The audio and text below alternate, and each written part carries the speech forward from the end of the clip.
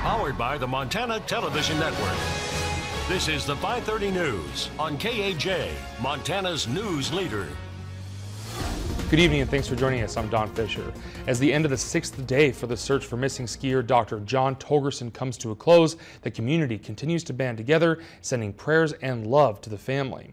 As volunteers continue to search the mountain, those in town are sending their love to family through notes, and Powdered Soul, an organization that Togerson and his wife were involved in, designated a tree in Depot Park for community members to hang notes for the family. The tree has been collecting letters since Monday morning, and they'll be taken to the family when the time is right. The notes range from prayers for John to messages for the family and personal stories from friends.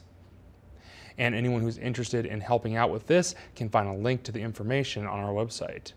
And switching over to weather, another chilly day today as expected, but this current weather pattern is likely to change as we approach the weekend. For more, let's pass it over to Chief Meteorologist Aaron Yost, who has a look at our first forecast. Aaron. Yeah, although it's been very cold over the last few days, we have at least seen some sunshine. We're going to switch things out just a bit as we head into this weekend. We're going to trade the sunshine for some snow, and we're also going to see those temperatures increase just a bit. Still going to be running a bit below average for this time of year, but changes are definitely moving closer. Today, though, you can see clouds covering a lot of western Montana. The exception for us in the northwest quarter of the state, we've seen quite a bit of sunshine out there. Again, we do have changes set to move in beginning tomorrow night. I've got all those details coming up in your full forecast shortly. All right, thank you, Aaron. Kalispell road crews will begin berm removal in Columbia Falls today, and they expect it to continue through the rest of the week. Work begins at 2 a.m. in Kalispell each day and extends into Columbia Falls by 2 p.m. Work will go on throughout the week until the project is complete. Crews say to expect a slow-moving operation involving a large snowblower with rotating dump trucks to haul the snow away. Expect delays in areas where crews are working, as they will occupy a majority of one or both lanes in each direction. The Whitefish City Council has come to a decision on a proposed mixed-use building by Fresh Life Church. On Tuesday night, the council voted 5-1 against the proposal from the church, which has recently been expanding its campus in Kalispell and hoped to do the same in Whitefish. The church was requesting a conditional use permit that would allow them to build an 11,000 square foot building on 3 city lots at 334 Central Avenue.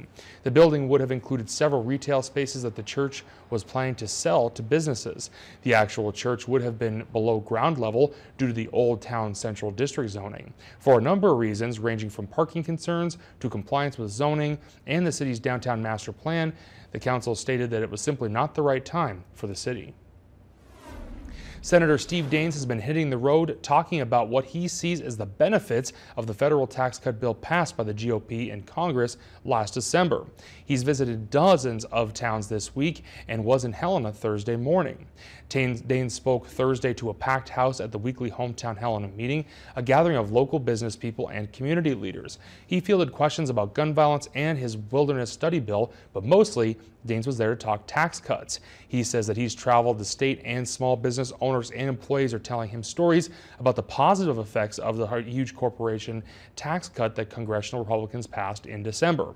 Daines said employees of Best Buy and Kalispell told him about their $1,000 bonuses, and sawmill workers in Thompson Falls said the company bought its first high-lift piece of equipment in 19 years.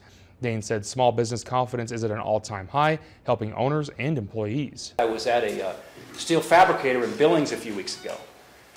They told me that as soon as they saw that tax legislation go through and passed, they suddenly started to see a tremendous demand for their products. They're sitting on a 6 to 9 month backlog as we speak. Demand they've not seen for many, many, many years. This is good for our economy, and it's good ultimately for the hardworking men and women who get up every morning early and go to work and come home late. And Daines says he'll visit a total of 26 Montana counties for this tour. In the national debate over gun violence, there's a new focus on an obscure element of federal law, the 22-year-old congressional ban on using any federal health research to promote so-called gun control. As MTN's Mike Dennison reports, there's talk of repealing this ban, so that solution to gun violence could at least be thoroughly studied. The research ban, passed in 1996, says federal funds for the National Centers for Disease Control may not be used to advocate or promote gun control. In the wake of last week's mass shooting at a Florida high school, some are saying the ban should be repealed.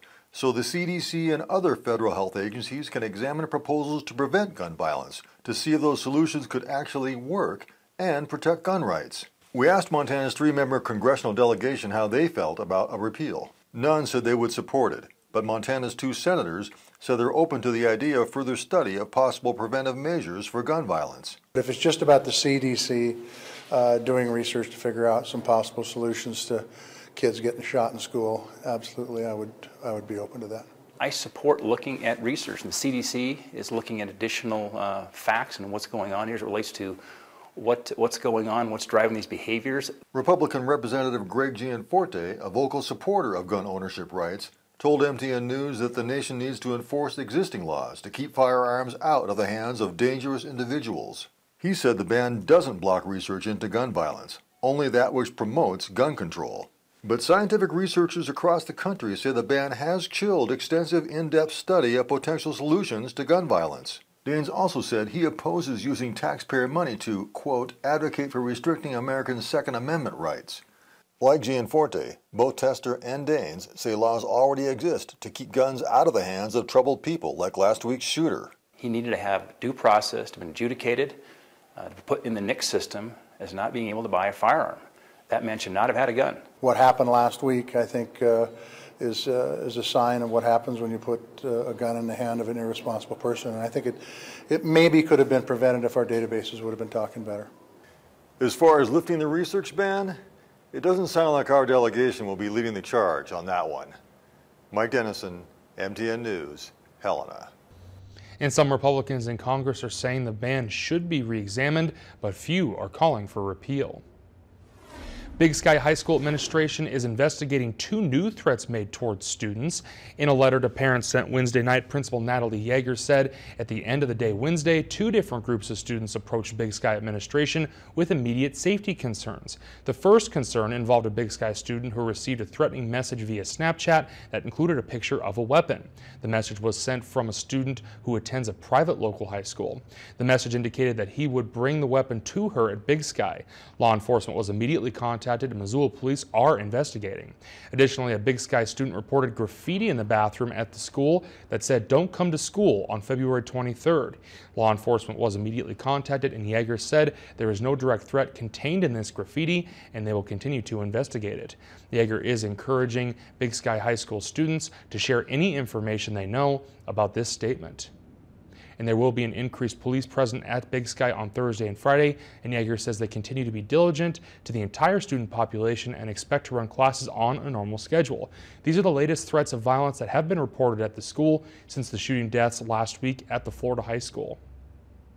For the first time in its history, Missoula Poverello Center might have to start sending people back into the cold. Night after night of record occupancy, and this cold snap has pushed the center to its limits, and it now needs the community's help. MTN's Jill Valley reports. 205 people slept here at the Poverello Center on Monday night, on mats, on blankets, and on the floor, and that is a record. And it's becoming too much. For the first time in its history, Poverello's leadership is putting a plan in place to cap the sleeping capacity to 190 people a night, knowing that could have dire consequences. You know, the temperatures are really cold right now. It is, deadly to stay outside right now. And so it is very concerning that if we set a cap, that really puts people's lives in danger. The Poverello is running out of toilet paper, blankets, and towels. Some are sleeping on the cement floor without mats or blankets for comfort at night. This 25% increase in occupancy is concerning to the Poverello leadership, who believe the POV cannot be the only answer to homelessness. You know, what happens with folks who aren't able to stay here if we do implement a cap, or when we implement a cap in the next week or so. The community is going to need to come together and figure out what we're going to do, because the POV can't be the solution. The cold is the biggest reason people are seeking shelter right now, but Executive Director Amy Allison Thompson believes it's part of a more complicated issue. It just speaks to what's going on in our community right now. We've had a boom of people moving to Montana in the past couple of years. That's a factor, as well as our very low vacancy rate in Missoula. It's around 2 or 3% at any given time. And then also just the fact that people are looking for jobs, and when they do find jobs, they're often underemployed and still not able to afford housing. Jill Valley, MTN News, Missoula. And the center is hoping for donations of towels, blankets, and toilet paper. Monetary donations can also help with this extra staffing this time of year. Up next, an estimated $3 billion is stolen from 1 million seniors each year, and the problem is growing. And Facebook will lose 2 million users ages 24 and under this year, but it's not all bad news for the social media giant. Find out why next.